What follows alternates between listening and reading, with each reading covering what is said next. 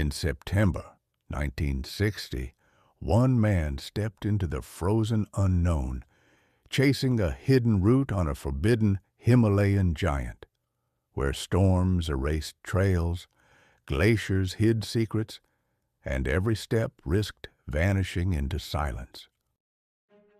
Hey, glad you're here. Welcome to the Himalayan Journals. Here on this channel, we bring to you real stories from century old field notes. We try to keep it simple and calm here. Think of it as a documented history of the Himalayas from the early 1900s, covering stories of indigenous wisdom, epic expeditions, and groundbreaking science passed on just as they were recorded. Subscribe, zone out, binge.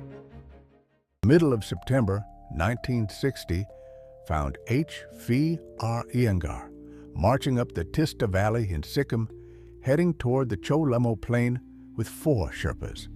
He had been granted permission by the Sikkim Durbar to visit Kangchenjunga, rising to 22,603 feet, and his aim was to examine its northeastern approaches.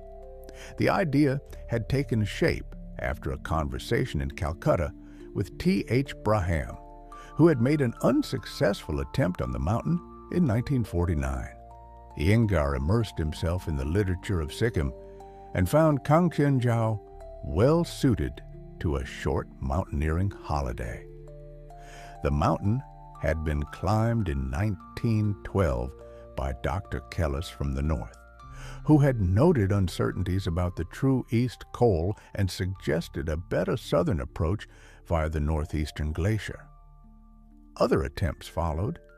In 1919, Tombazi was turned back by bad weather at 20,000 feet.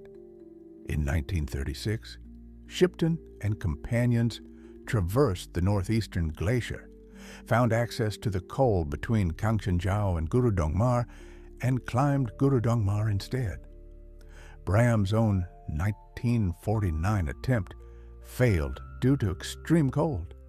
Iyengar decided that rather than repeat Kellis's known route, he would examine the northeastern approaches afresh. He reached Darjeeling on 10th September and assembled his Sherpas, led by Gyaltsen Mikchung. On the 12th, they drove to Gangtok, where delays in shopping and transport held them until the 16th. Choosing to walk the entire route, Iyengar set out on foot from the residency grounds. After crossing the Penlong La, the party entered the Lashan Valley, avoiding the uncertain Dongkya La. At Lachen on the 19th, Iyengar unexpectedly met Angthar Kay, who had accompanied Braham in 1949. Angthar Kay discussed the plans with interest and saw them off the next morning.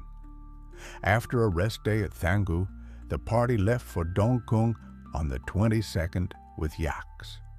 Snow fell overnight and the camp was bleak. Pressing on, they turned east toward Guru Dongmar Cho. Clouds clung to the northern precipices of Kangchenjunga, while Chomyomo appeared clearly behind them. By 5 o'clock, they established base camp at about 17,000 feet, near the southwestern corner of Guru Dongmar Cho. The morning of the 24th was clear. Iyengar and Gyaltsen examined the moraine ridge above the lake and saw the northeastern Kangchenjunga Glacier for the first time. They confirmed access to it, but could not identify Kellis's call. The next day, after Tibetans were sighted nearby, Mingma returned to base camp and Camp 1 was set at 18,000 feet. Snow and wind followed. On the 26th, despite spindrift and poor visibility, Iyengar and Gyaltsen moved cautiously up the glacier, reaching perhaps 19,000 feet. They found no clear route, saw only a minor icefall ahead, and turned back. Bad weather forced a retreat from Camp 1 on the 28th.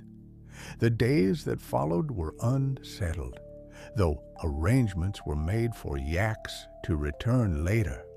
On the 30th, Despite doubts, Yengar set out again, intending to retrieve equipment left on the glacier. Observing the bleak nature of the glacier valley and fearing another storm, he decided to abandon that route and move instead toward point 20,870.